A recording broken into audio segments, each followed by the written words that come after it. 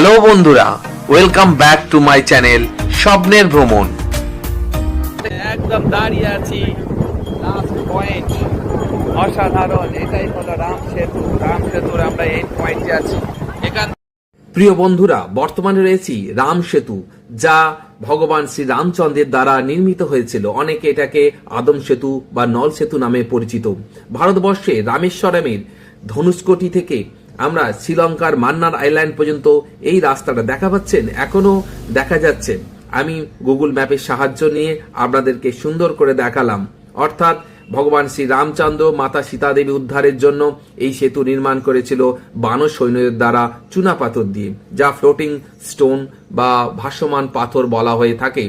সেই দিয়েই শুরু হয়েছিল। কথিত আছে এই সেতু 1500 শতক পর্যন্ত পায়ে চলার উপযোগী ছিল বলে জানা যায়। রামনাথ স্বামী মন্দিরের রেকর্ডগুলি থেকে জানা যায় যে সেতুটি 1480 সালের ঘূর্ণিঝড়ের আগে পর্যন্ত পথোপযোগী ছিল।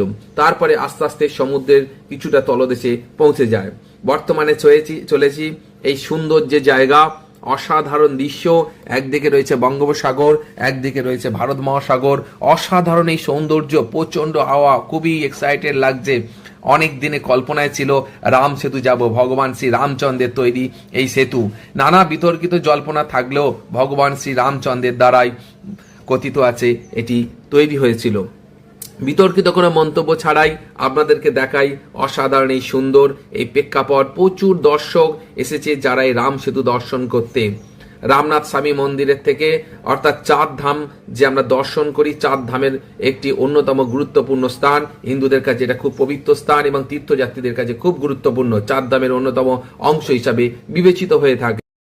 পড়ন্ত বিকেল, ভারত মহাসাগরের উত্তাল জলরাশি যা অনেক আকর্ষিত করেছে। ইচ্ছা আছে, দেখছেন এই যে আমি সানসেট দেখব, খুব একটা ইচ্ছা আছে। তো জানি না কতটা দেখতে পাবো বর্তমান এই পরিস্থিতিতে, কারণ আমাদের টাইম প্রায় এন্ড হয়ে যাচ্ছে। আপনারা দেখছেন অনেকটা উজ্জ্বল, কিন্তু খুব মুহূর্তের মধ্যে এটা অন্ধকার পরিণত হয়ে যাবে। আমাদেরকে ফিরে যেতে হবে এই জায়গা ছেড়ে। তো একটা অসাধারণ যে সুন্দর স্মৃতি রয়ে যাবে আমাদের মধ্যে। প্রিয় বন্ধুরা, শুধু আপনাদের দর্শন করানোর জন্য আমার এই ছোট্ট নিবেদন। কাছে দূরে যে যেখানে আছেন সবাইকে রইল আমার এই বিশেষ নিবেদন। যারা আসতে পারবেন অবশ্যই তারা এনজয় করবেন, যারা আসতে পারবেন না আমার এই ভিডিও দিয়ে তাদেরকে আমি দর্শন করানোর চেষ্টা করছি ভগবান শ্রী রামচন্দ্রের এই রাম সেতু।